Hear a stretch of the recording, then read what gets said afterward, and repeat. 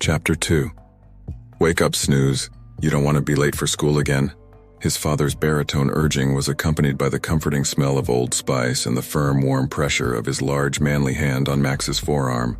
Snooze was an old nickname bestowed on him when he was just a toddler by his father, who possessed a kind, if wry, sense of humor. Max had justly earned the epithet. As a boy, he slept as much and as often as he could, and literally could fall asleep anywhere, anytime if he put his mind to it.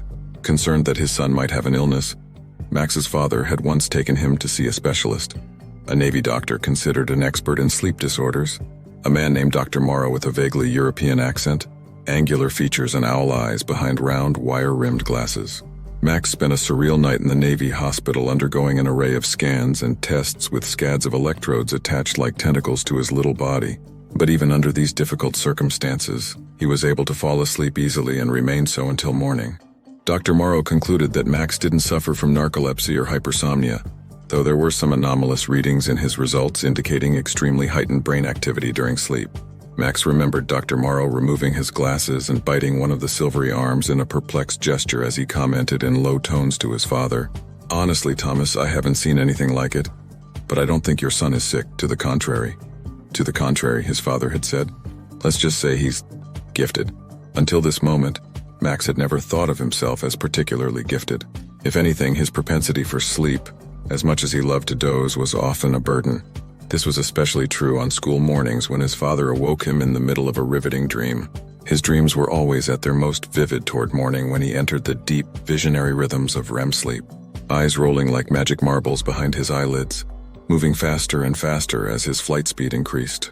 Often he would find himself high above the earth, which resembled a blue-green ball on a vast carpet of black velvet. Occasionally, if his velocity managed to reach what he came to think of as critical mass, there would be a flickering followed by a tremendous flash of light, like an electric strobe exploding. Once or twice he actually found himself at the edge of what seemed to be a different world, but this was as far as it ever went. He never got to explore this startling new frontier because, inevitably, he was woken up out of his dream. "Come on, Snooze, get your clothes on. Your oatmeal's getting cold." "What's going on? Dad, where am I?" he would ask, sleepily disoriented. "You're in bed, still. You're going to be late for school if you don't hurry. Time to get a move on." Fortunately, his father was willing to overlook a little oversleeping, because Max was a hard worker and excellent student, once he shook off the drowsies and applied himself.